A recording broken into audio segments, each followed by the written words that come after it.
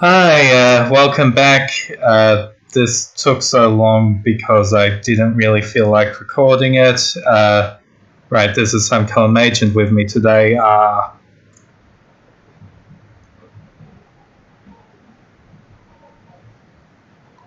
Hey, this is Hi. Technobliterator. My turn? Okay, hi, this is Silver Chrono. I'm out here. My computer's glitching, so I feel like I'm already behind. But I'm out here. That's a great Uh, start. and today we have completely fallen out of the main story of Final Fantasy 15 and into this thing that I still don't really know what it is. What? Yeah, I don't know what this is. I actually, I'm looking at this now and I completely have no memory of this whatsoever. I Like didn't even finish the game yet, so. anything that was added to the game after episode Ignis, I know nothing about. All I know is that this is a crossover with some mobile game. Oh, it's no big deal. Girl's kind of sexy, though. Take a look. I had the exact same thought. I just didn't want to say it. That's what I'm here for. Someone was going to say it eventually. Right, so, This is a crossover with the. maybe it's Mobius? I trust you, though. No, That it's was the no, it's Valkyrie not profile a game. no, it's not a Final Fantasy thing. I'm going to have to look this up now because I've I was forgotten. going to ask you the same thing. I thought I'm gonna bet it's the Valkyrie profile game. Or it might be that. Yeah, it seems to have the same kind of, art style. Yeah, check the arm. It's the arm thing. none of my friends had turned to either. How come I can't remember anything? So basically the story of this is Noctis wakes up in a different world, surrounded by people he has no clue We're in the who same they are, and has a new set of objectives until he wakes up again. team up. Yeah, I guess. If that's the case, this is like the 10th time it's happened to him.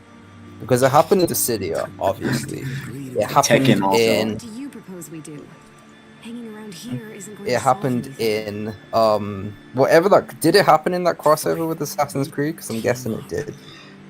No, the crossover with Assassin's Creed. And on the Final Fantasy 15 end, there was just some Spending so much time with little festival little kids. about assassins and stuff. And on the Assassin's Creed end, just Bahamut and Arden were in ancient Egypt for some reason. Yeah, and then you had those, chocobos in ancient Egypt as well. And everyone was complaining about how it takes it out of the historical accuracy. Anyone who complains about historical accuracy in Assassin's Creed is a fucking idiot. Dumb as fuck.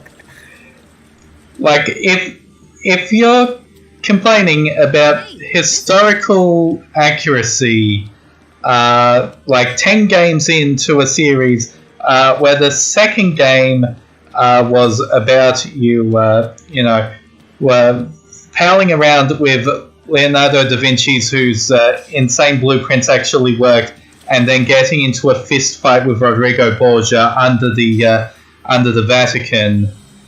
I don't think you've been paying attention. It was like Pretty the fourth much, game, I think. Barrier? Yeah.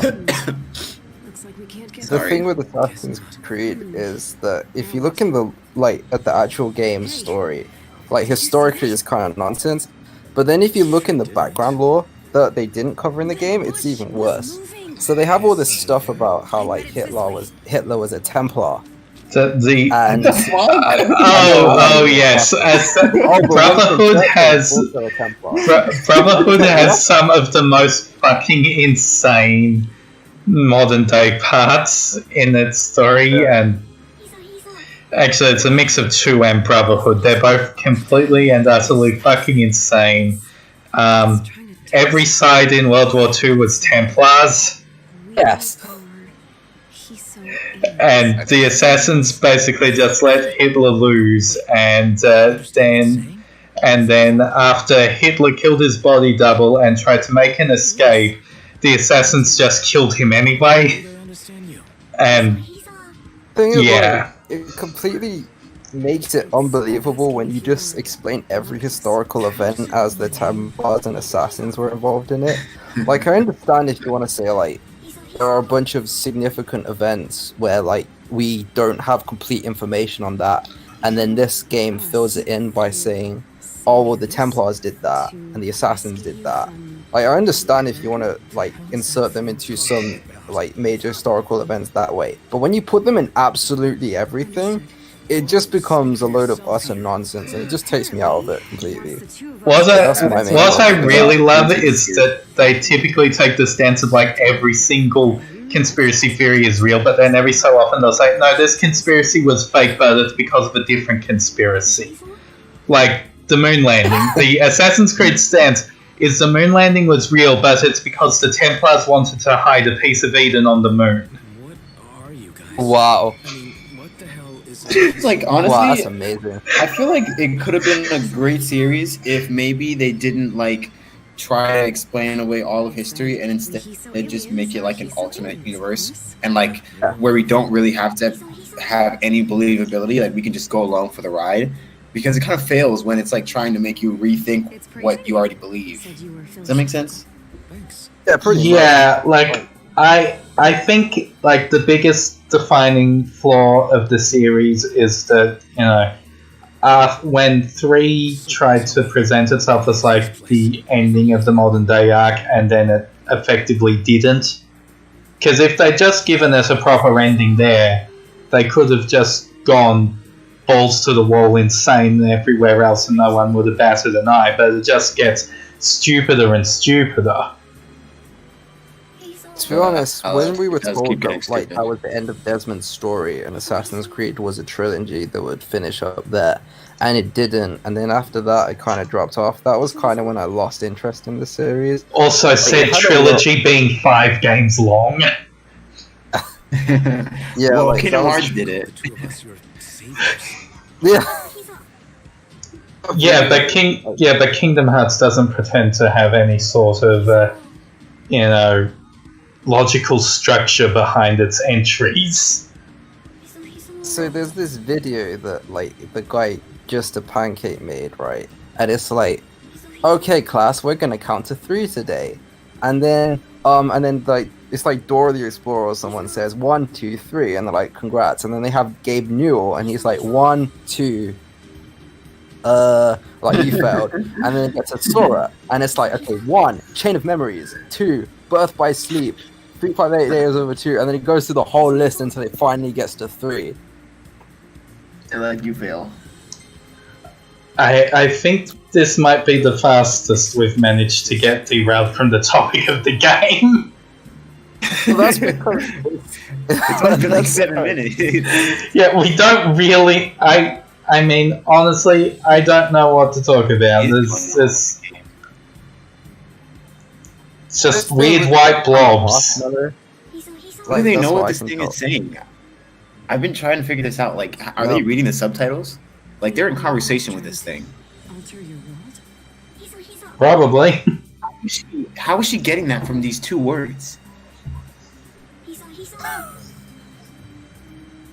See, It's that's like the the thing. episode Like, of the Emperor's New Groove TV show where Cusco had to learn squirrel. So he was like tutored by a squirrel. He was like speaking squirrel to him the whole time, and everyone else in the show knew squirrel but him. Than I did before. Don't worry. school say no, not school. Noctis saying the most relatable thing he's ever said so far. I don't understand what the hell's going on. But I'm here still. Damn, story of my life. I can't believe I got him mixed up with Squall. It's maybe because their voice actors sound vaguely similar. We can hear how to get rid of that eroder for them. Squall? I never saw Squall, them do yeah. that. Oh yeah, I see it. I see it. I feel like Squall's a little edgier. Well, we can't just stand around here. Squall is a bit edgier, This doesn't but, sound like a problem like- we'll be able to solve by ourselves. It's this guy. This guy's Ray something. The guy that voiced Noctis. Ray Chase. Look. Yeah, that's the one. Yeah, he sounds like a little bit similar. Not like a whole lot though. Well, It said this way. Squall's voice actor was, I actually can't remember. He's done it for a while now though. Is it's one that dude, I think, this whole time. Squall? I think that's David Boreanaz, or some pronounced something like that. Yeah, because they would have gotten him back for Kingdom Hearts 1, so it would have been someone who's like not really relevant anymore. Yeah, his voice has been unchanged since Kingdom Hearts. Which is strange because Aerith's voice has been changed like 50 times now. Energy. Sounds pretty rough. I think she They has have like the English cast voice for the actor. remake yet? Aerith's voice actress for the remake is an absolute sweetheart. She's Brianna White, I think it is, and she started out as just a YouTuber, but and she just did Let's Plays, and this is her first big voice acting role, but she's very good at it. And I was there for one of like the Twitch streams she did when she did like a little Q&A about the voice acting, and she's really sweet. Like she's a legend. So I'm very happy with her as the new voice actress. Like modern voice acting is really interesting these days because these people don't come out of nowhere anymore. Most of the time in UVA you can find them having gotten their starts doing like weird stuff, weird dumb games for Newgrounds or shit posts online, and yeah, it's. Give me some backup. Backup? Oh, you got Okay. kidding. Yeah, that's definitely how Brianna something started because if you look at her past work, it's basically like Let's Plays of The Last of Us, Let's Plays of Final Fantasy 14, Let's Plays of Final Fantasy 15. Now she's a voice actress. So, like, Anyway, 12 minutes in and we're finally getting to do something. There's really no difference to the gameplay except you can't change your weapons. It's just the set you get for this thing. guessing you can't control the other characters either, right?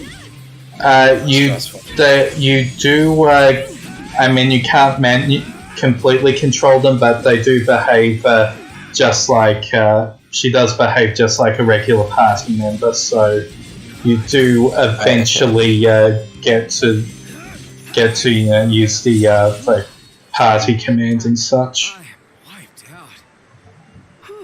So, like, from what little I heard of the battle theme there, it sounds pretty neat. Yeah, Well, you sure don't look like it. What's wrong? it's just we weren't really in sync, you know. Conversations are always so like You I feel like they seriously? Hey. the Like- coast Yeah, is that's clear now. because Nox is the the mental models are not doing anything. Like, thrown in here with this person who doesn't know, and it's like, it's really awkward. We're just glad you're safe. And just like the way that the cutscenes go about, like in the game like model, I guess, and we just see these two models just like standing around. They're not really doing much. Yeah, there's I feel like it no could be presented more cinematography interesting. to it It's at going all. to take us there a different way. Oh, Like, Yeah, because we probably threw this together like really quickly. They probably didn't have a proper like animator.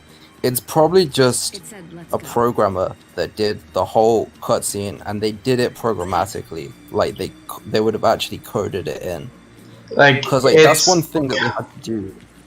It's kind of a Sorry, problem carry in general with the game though. That a lot of those voiced scenes where it's still in the open world, the animation still feels like a little too canned.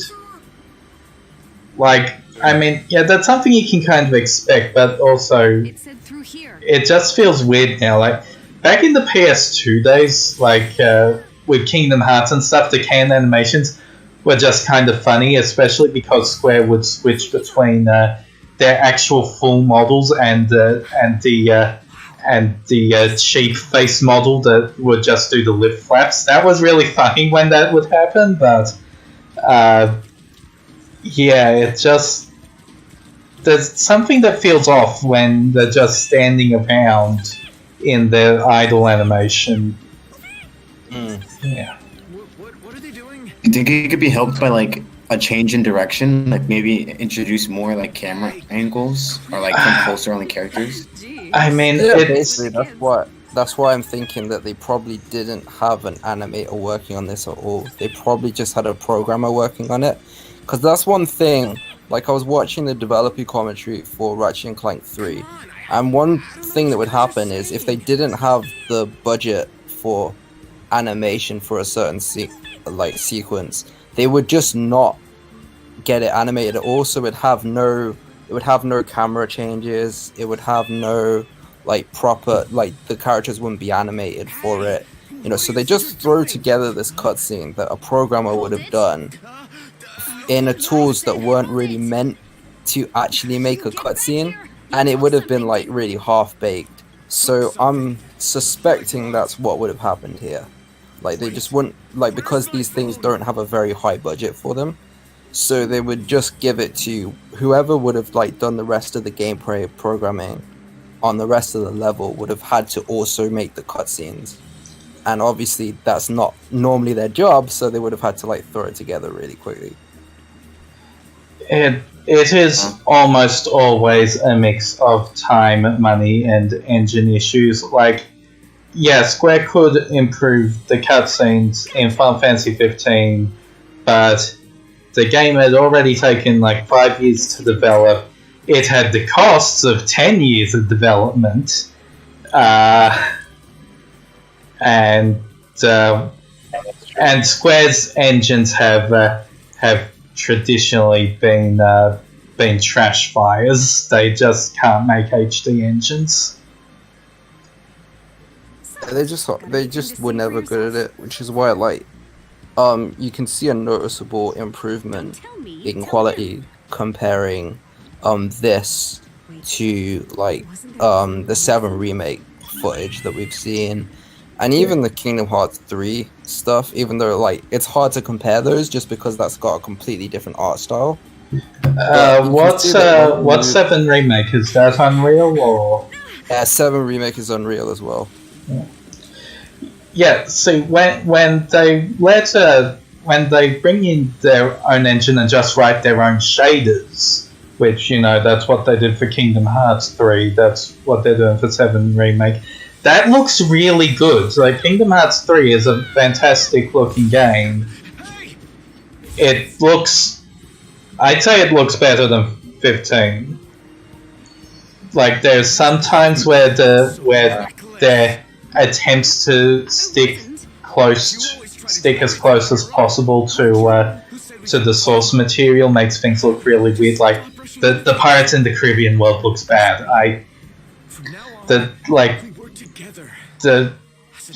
Whoever thought it was a good idea to render pause on the anime characters, that was a mistake. Speaking of mistakes, this is the most awkward cutscene I've ever watched. Been pretty awkward, to be honest. Yeah, so Noctis has gone from, I don't know who this person is, and this is really weird, to now lecturing this woman about how she's reckless and tries to do everything on her own, as if he's known her for a while. So, I don't know what's going on. And apparently Noctis doesn't either. We read this in one day and forgot any of Noctis's character. Yeah, pretty much.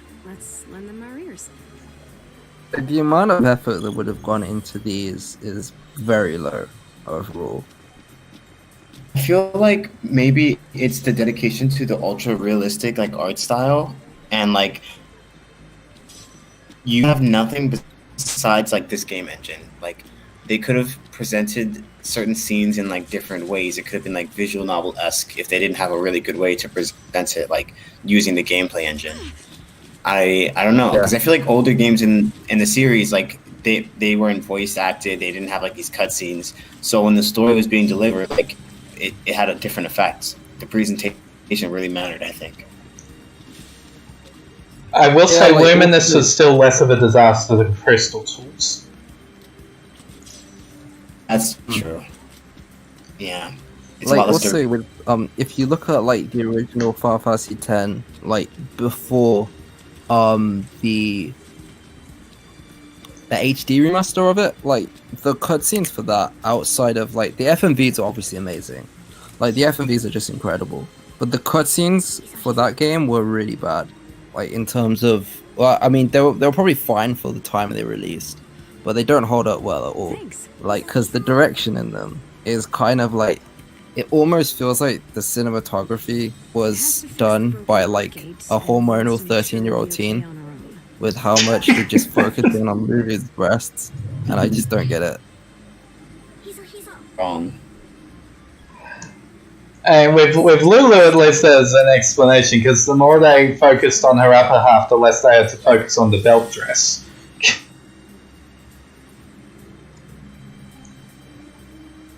I can't help but wonder why in the world we were summoned here. Gate Yes, open. Sarah, I'm wondering the same thing. Help somehow?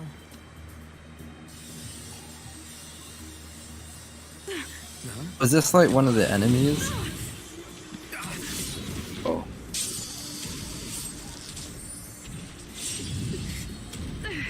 Uses like one of the only 15 enemy models that this game has. You alright? Yeah, we've already fought the enemy that took the model from in the game Are proper. you kidding? Thank you. What about you? Are you alright? Yeah. Sorry about that. Think nothing of it. I was just returning the favor. Well, thanks. Sure, we make a good team. We do. Well then, shall we? Like I do have aren't moving at all. yeah, like I do have this Hopefully. this video called Part What in the files, and that is what I'm going to call it when I upload it to FFWiki, because so when I was recording this, like that was my reaction, like the entire 15 minutes or so. I just think, what the hell is this? Look good. Breaking through's our only hope. What is this? Like, I don't even understand what's happening right now. It's time to fight a bunch of rock. Ray Chase just sounds so bored. Like, I mean, like you can tell he was just brought back for this, and he just doesn't know like why he was here, and like he's just kind of done with this character, and he's like, all right, what are the lines again? Okay, say the lines. All right, no, I'll take the paycheck. I'm not redoing those lines. Just leave me the hell alone. This is getting old. Hey, Honestly, I will say they're committed because walls are a pretty common Final Fantasy enemy. right.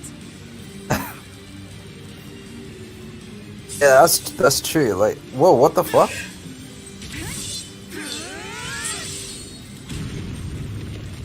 Oh, okay, so now they've taken some mechanic from whatever this game was.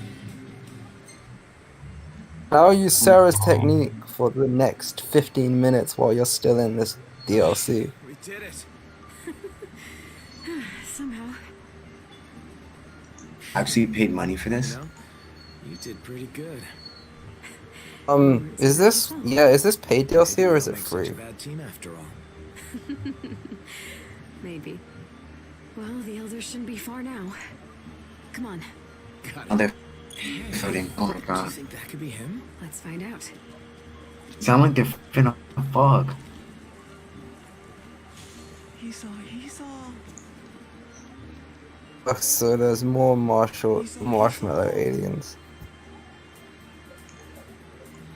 How did they get here already? You must be the Hiso elder. So you're the one who summoned us here? Yeah, I agree. How the hell can someone tell what they're saying by those two words? Same Says he's summoned for the trouble. whole sense. And the two words sound the same every time. What's the deal with this eroder? You want us to take care of it, right? Then again, it's about as believable as I Am Groot. At least that's cute. and like funny, and it's delivered in different like tones. It's not the same monotone Groot every time. And yeah, was it Vin Diesel is really good at selling the same 3 words over and over. Oh, no. What?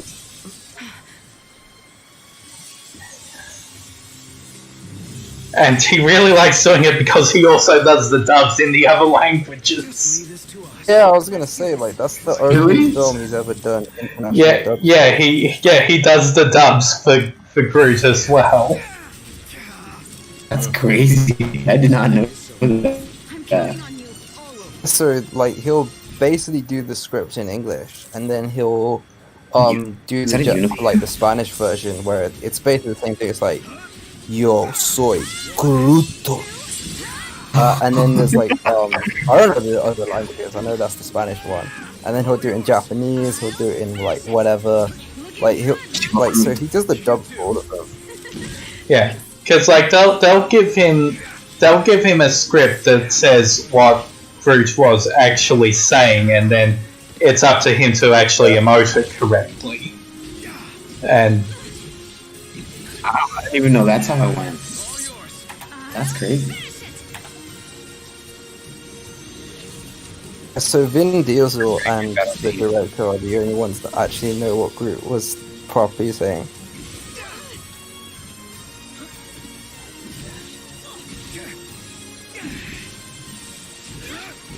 I'll say this battle theme is kind of cool. Like this sense. That is that. Nice job. It takes 2. So now they don't hate each other anymore? I don't understand. Nice work. Indeed. They were flirting earlier. Hiso. just the power of having less than an hour to fit all of this story in.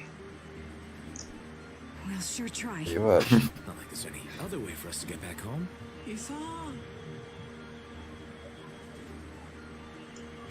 Don't thank us yet. Now, what shall we do next? Hiso.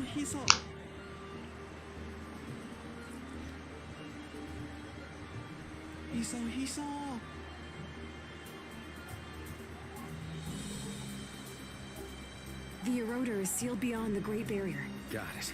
Well, I have to wonder, like, I'm guessing it's the same thing with this guy, where, like, we're actually, with this marshmallow alien guy, like, we're actually hearing, you know, the Japanese voice actor is just saying Hiso, and they haven't bothered to, like, hire a different English voice actor for, you know, what's basically the same exact sound. Place looks completely different. that's for sure. Presumably, like, the word Hiso is just like those 2 little Japanese letters. I forgot the name. I forgot the term for like a letter in Japanese, but like the 2 kana. little things. Yeah, that's the one. Like the 2 kana that make the sound he and so. And presumably in whatever game this comes from, they just put Hiso together like repeatedly, and every time these aliens said anything, that's all that comes up. And for a Japanese audience, this must sound okay. Like, this must be, you know, it must work. Otherwise, this game wouldn't be successful enough to have a crossover with 15. But for us, we just look at it and we're like, what the fuck is going on? And it just does not translate well at all. So that's just my guess for what is going on here.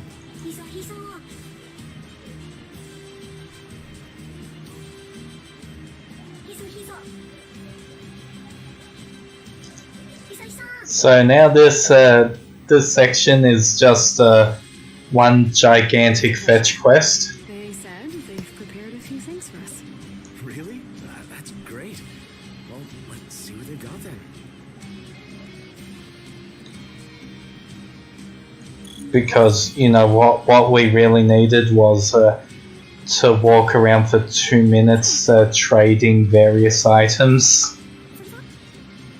That what we were doing? Yeah, this is what we're doing now. We're going to pick up the items that are laying around and give them to these marshmallows in the correct order, and then we get a sword out of it. Does the sword actually apply in the real game, or is this just a waste of time? We do get something in the main game, but I don't know whether or not this thing has any impact on it. Right, okay. It'd be a good ass sword because this is a lot.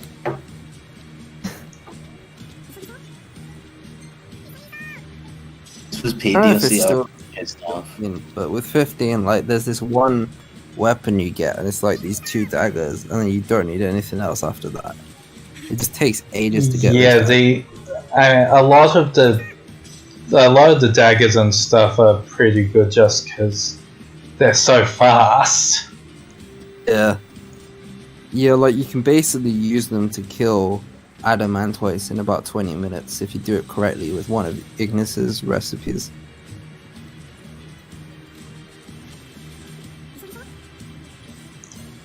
It reminds me, are the recipes from this game what inspired the Ratatouille stuff in Kingdom Hearts 3?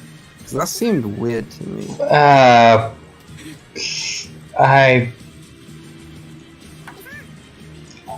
I doubt it, because honestly, it seems like the thing you would do if you wanted to include Ratatouille in Kingdom Hearts. So, well, the thing I had with that was like it just seems kind of unnecessary in that, like, I mean, maybe not in critical mode, but in normal mode, like, you definitely don't need these recipes. Like, definitely the buffs and stuff that the food gives you. Kingdom Hearts 3 is a very, very easy game before they started patching in critical mode stuff. Critical mode is absurd, and Remind is going to add even harder difficulty options. Seriously? Yeah. So tell me, are you really some kind Oh, I remember that actually. Yeah, it shows up at the end of like the recent trailer, isn't it? Like they list, like apparently there's a free patch that comes along with it. Yeah, that adds like all the difficulty modes. Yeah, what was it, like Black Code and Safe Pass or something? And something like that. And I remember from the descriptions that those are supposed to be like customizable difficulty modes. Almost there. I just remember like clearly Nomura was so like hurt by all the people saying that Kingdom Hearts 3 was so easy. Presumably because before that he'd been told the previous games were too hard. So now he's going ridiculous on the other direction. That's not real. Like the problem with critical mode in games after 2 was that it was just shit. Like the thing is, 2 Final Mix was very much properly designed around critical mode, whereas after that they just basically shoved in bigger numbers. Also, this is an amazing cutscene.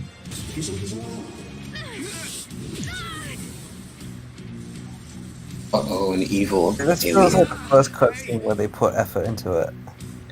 Yeah, actually, and it's still kind of really intense. But yeah, anyway, Kingdom Hearts 3 holding off on critical mode was a good thing because it allowed them to actually design a proper critical mode instead of just making everything hits for double damage. Woo. That makes sense. Wait, is this Nier DLC? No. I was gonna say it looked a bit like Nier, but it's not. Yeah. What the hell is she doing? Just slashing her sword? Soon I shall have dominion over everything. Hey, this is too crappy to be Nier stuff. The Nier stuff is in 14. Yeah. I was gonna say, like, I mean, so in this DLC, we've gone from Noctis wakes up, doesn't have a clue what's going on. Then he meets this Sarah girl, and still doesn't have a clue what's going on. Then in the next scene, she drops this little like marshmallow alien, and now Noxious suddenly has known her for ages and is raging at her to stop being reckless. Now in the next scene, he's flirting with her, and they've gotten over that completely. And then in this scene, now some marshmallow alien turned her into like an evil version, and now this evil version wants to destroy the world and become a god. And we made them strong.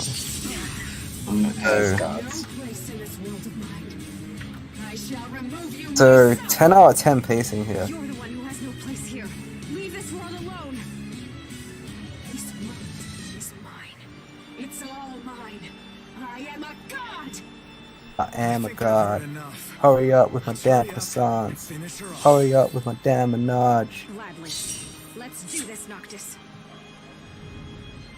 Song is pretty fire though.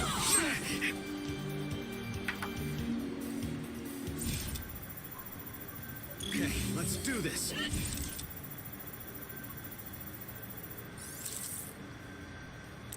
Fiji Aroda, okay.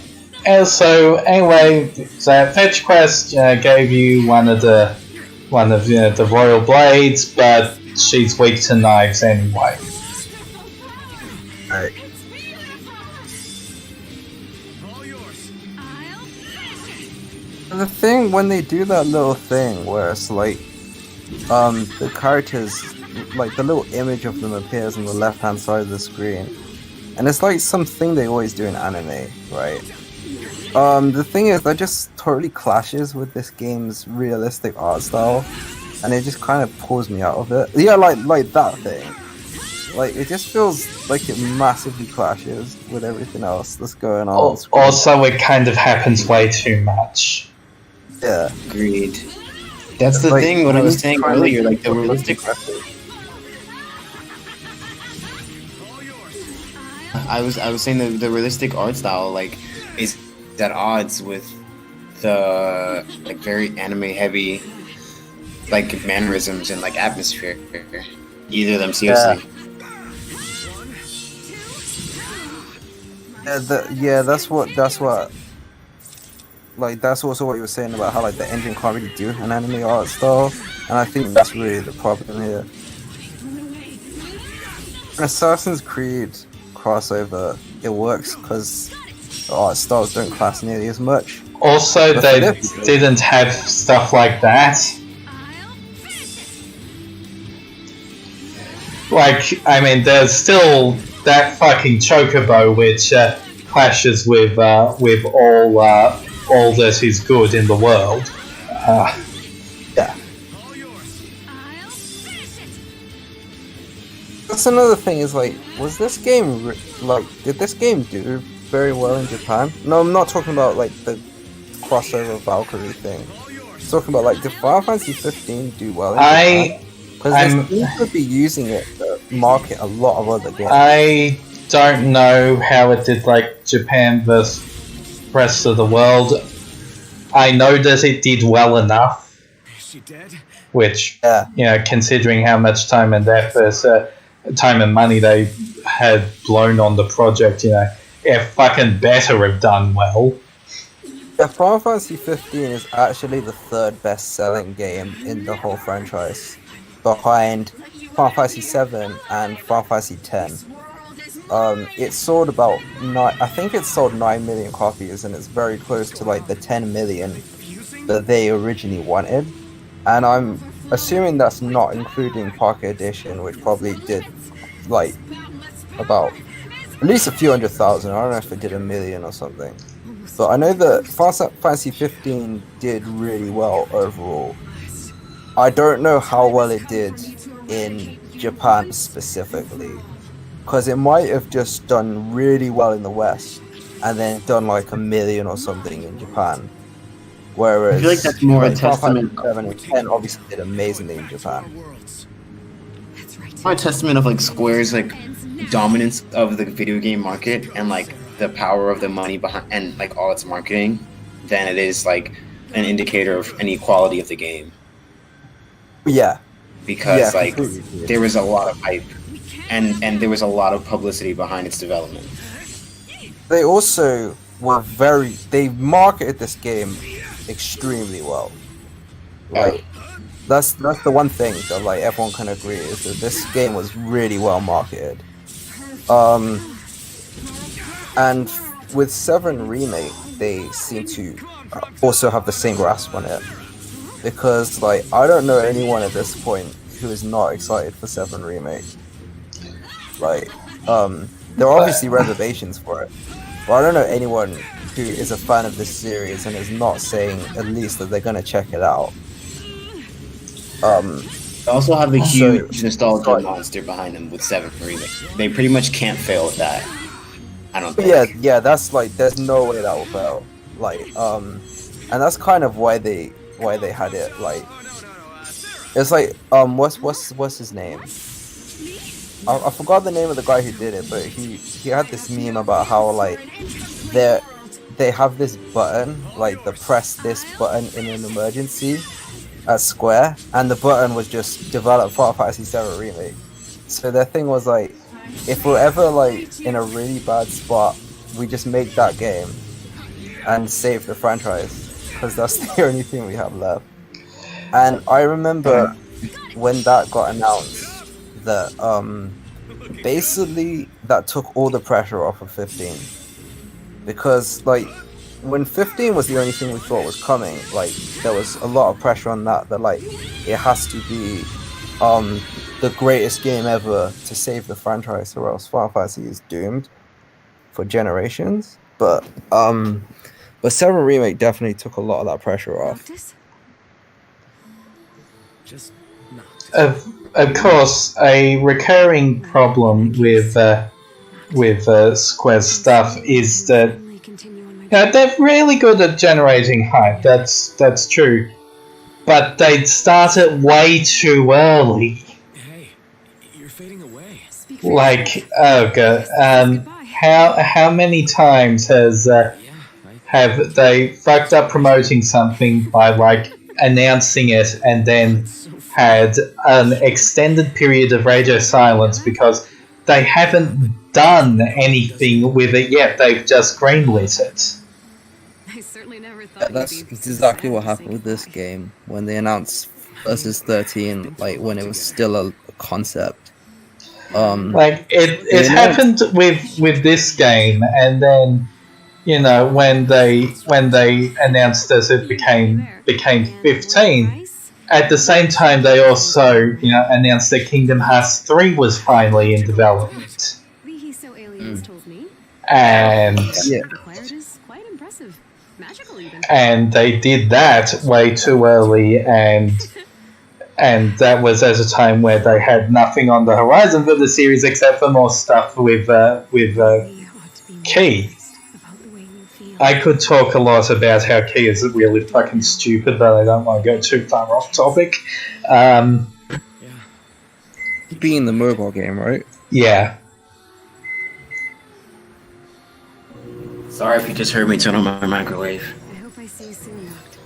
It's fine. I accidentally paused the video for a few seconds really early on, so this thing is going to be a mess for me to edit anyway. There's nothing really happening that you're missing.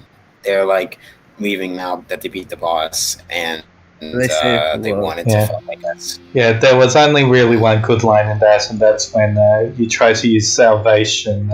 Sometimes Noct will accidentally yell, "Come on, Prompto!" instead of it. Really? Yeah. Like it's deliberate. He catches himself and fixes himself. Oh my god. That's funny too. So the game is Terror Wars, and it was composed by Yumatsu. That's amazing. Oh, Terror Wars. Yeah, the music was pretty good.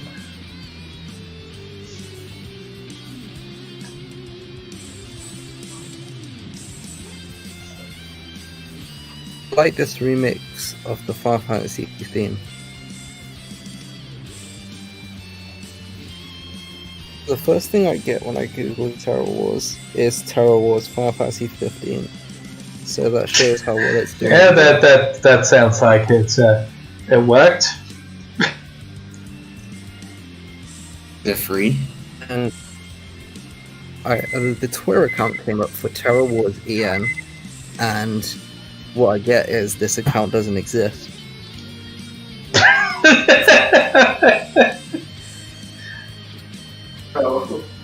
Terror Wars by Mistwalker. Oh, that does sound familiar. Yeah, that's Sakaguchi's company. Another thing that comes up is Sarah from Terror Word on our wiki. So, great sign. I'm guessing this is just huge in Japan and just has no audience outside the West. It might not even be huge, but it's also like a Square property, so they're just giving it as much push as they can.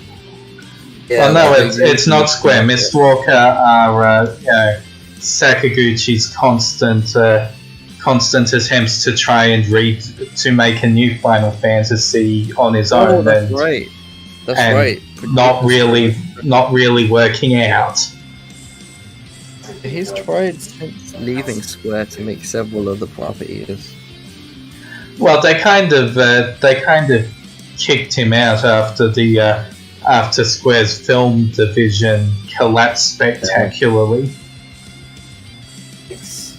That was a bit of a mistake. So basically, this game was made like the Terror Wars game. It's a mobile game made in Japan with Yumatsu composing it and Sakaguchi being behind it. And to do a favor for Sakaguchi, they decided to do a collaboration with this game. And that's what happened here. I wonder if it actually helped him out, because this was thoroughly mediocre. Yes. Mediocre is generous for what happened here. So yeah, in conclusion, what the fuck? That sounds like alright. 15 in general, yeah. Gentlemen, I am going to get high as fuck after this. Can I say that on the air? Yeah, Probably not. it's there you the FFWiki YouTube channel. We really don't care what goes on it. It's true. I feel like a celebrity.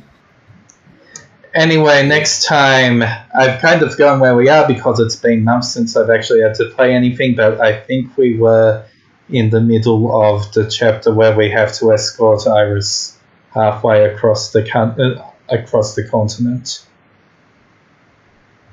It's more fun than this. Well, yeah, because she can actually do stuff.